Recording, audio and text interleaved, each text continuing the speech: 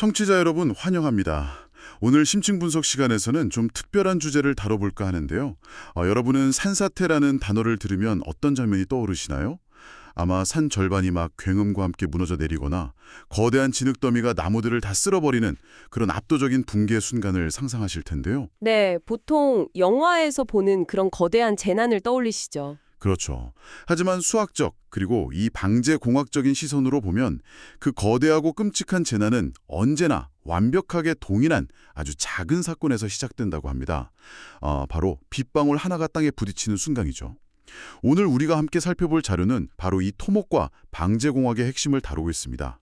먼저 1번 슬라이드를 보시죠.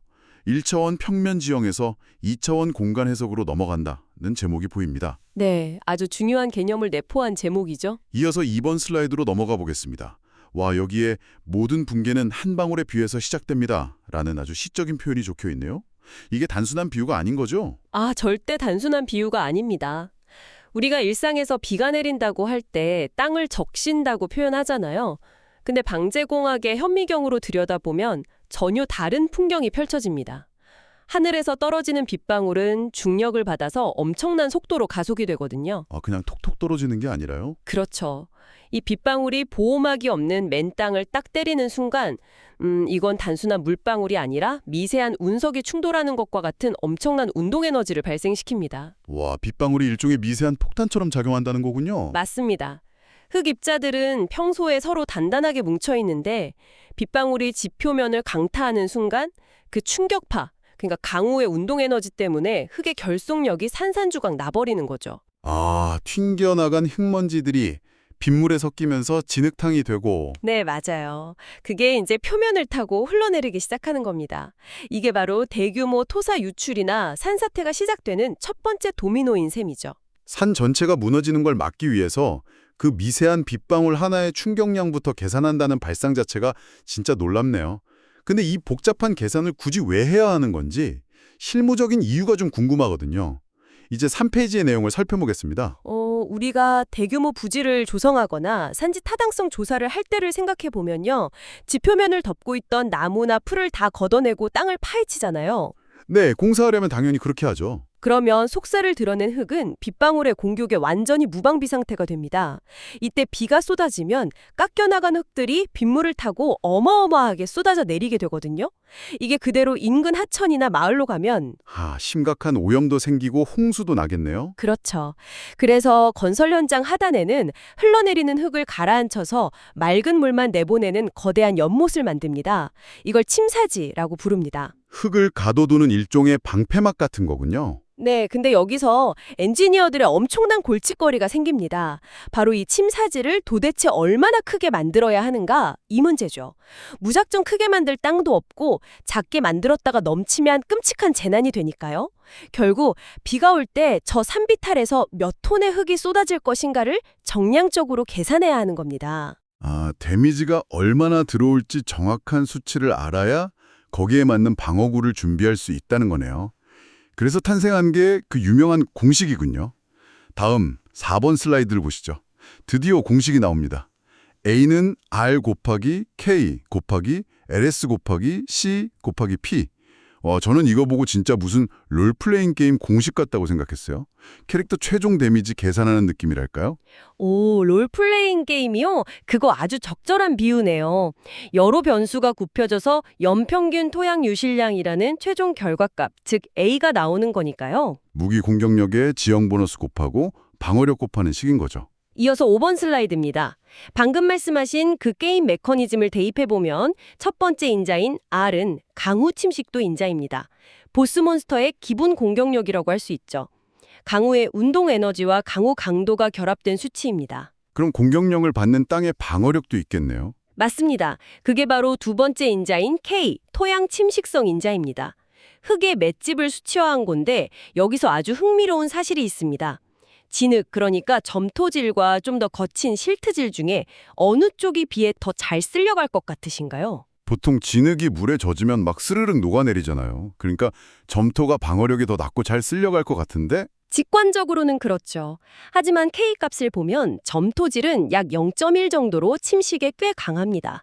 반면에 실트질은 0.4 이상이라 침식에 훨씬 취약하거든요. 와, 진짜요? 왜 그런 결과가 나오는 거죠? 입자의 특이가 아니라 결속력 때문입니다. 점토 입자들은 물을 머금으면 서로 쫀득하게 끌어안는 점착력이 생겨요. 도자기 빚을 때 흙 뭉쳐지는 거 생각하시면 됩니다. 아, 빗방울이 때려도 자기들끼리 막 스크럼을 짜고 버틴다는 거네요. 네, 반면 실트는 이런 점착력이 부족해서 마른 모래성처럼 빗방울에 쉽게 산산조각이 나버립니다. 그래서 실트질 토양 공사할 때 엔지니어들이 긴장을 많이 하죠. 흙의 분자 단위 결속력까지 데미지 계산에 들어가다니 정말 대단하네요. 자, 다음 6번 슬라이드를 보시죠. 지형 인자인 LS가 나옵니다. 네. 경사면의 길이 L과 경사도 S를 복합한 비율입니다. 당연히 산비탈이 가파르고 길수록 빗물이 가속도가 붙어서 흙을 더 깎아내리겠죠. 그건 중력 때문에 당연하겠네요. 근데 여기서 전통적인 USL이 공식이 아주 치명적인 한계가 드러납니다. 이 공식은 완벽하게 평평하고 일직선으로 뻗은 미끄럼틀, 즉 1차원 균일 사면만을 가정하고 만들어졌거든요. 네, 7번 슬라이드로 넘어갑니다. 아, 7번 전에 잠깐만요. 실제 산맥 중에 자대고 그은 것처럼 완벽한 평면인 산이 어디 있나요? 움푹 파인 계곡도 있고 블록 튀어나온 능선도 있잖아요. 맞아요. 그래서 식생 피복 인자 C와 보전 대책 인자 P를 소개하는 7번 슬라이드를 지나 이제 8페이지의 내용을 살펴보겠습니다. 보시면 복잡한 지그재그 산 형태가 나오죠. 방금 아주 예리한 지적을 해주셨는데 실제 산은 절대 직선이 아닙니다. 그럼 지금까지의 계산은 다 틀렸던 건가요? 틀렸다기보다는 지형이 수렴하거나 발산하는 복합 사면에서는 유실량을 심각하게 오판하게 되는 문제가 있었던 거죠. 다음 9번 슬라이드를 보시죠. 지형에 따른 예측 오차 그래프가 나옵니다. 아, 볼록한 사면도 있고 오목한 사면도 있네요. 네, 볼록 사면은 하단부로 갈수록 가속 침식이 엄청나게 발생하고요. 반대로 오목 사면은 빗물 속도가 줄면서 오히려 흙이 쌓이는 퇴적 효과가 생깁니다.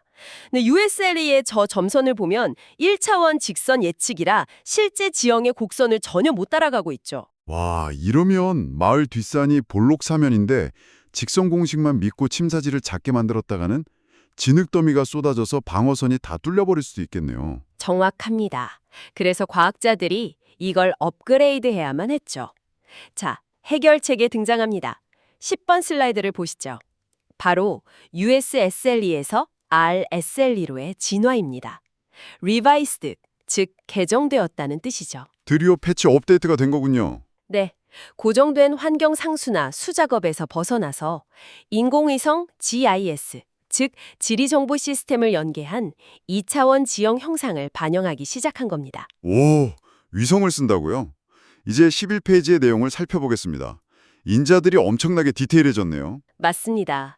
K인자의 동결융해 같은 계절별 변동성도 들어가고요. 식생을 뜻하는 C인자도 그냥 풀이 있냐 없냐가 아니라 선행 토지 이용, 수간 피복, 표면 피복, 지표면 거칠기 이렇게 4개의 변수로 세분화되었습니다. 숲이 있을 때 수치가 0.001까지 떨어지는 게 나뭇잎이 궁중에서 방어하고 낙엽이 충격 흡수하고 뿌리가 흙을 묶어주는 이런 다중방어 시스템 때문이었군요. 정확히 이해하셨네요. 그런데 다음 12번 슬라이드는 매우 강렬합니다. 거대한 먹구름에 번개가 치고 있죠. 우리가 왜 지금 이 복잡한 RSLE를 써야만 하는지 그 이유를 보여줍니다. 아, 기후위기 때문인가요? 네, 맞습니다.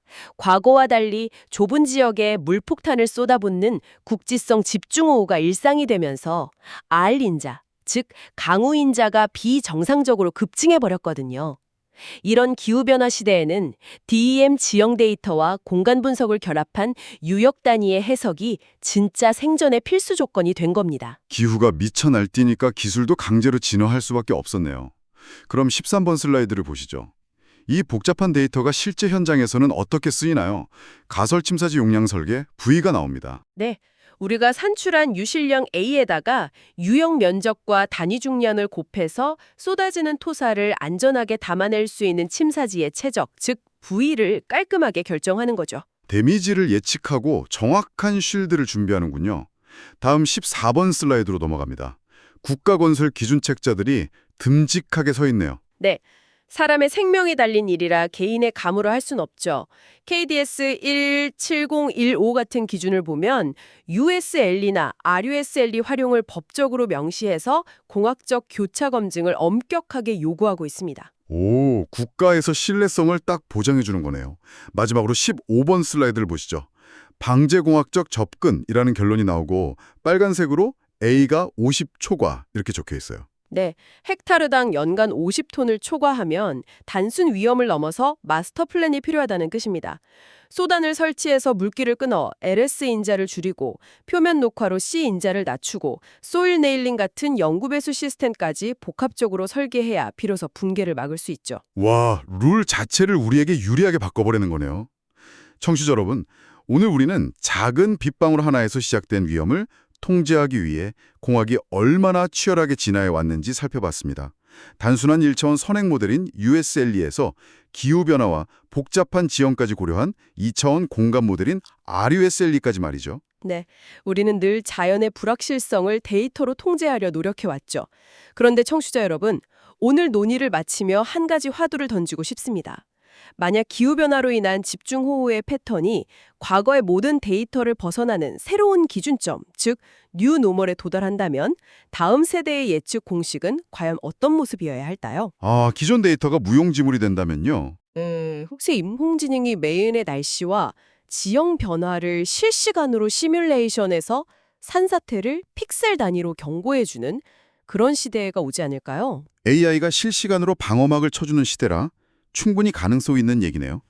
청취자 여러분, 일상 주변의 공사 현장이나 산비탈을 지날 때 단 한 방울의 비가 재앙이 되지 않도록 지금 이 순간에도 묵묵히 계산기를 두드리고 있는 기술자들의 노고를 한 번쯤 떠올려 보시길 바랍니다. 오늘 심층 분석은 여기서 마치겠습니다. 함께해 주셔서 감사합니다.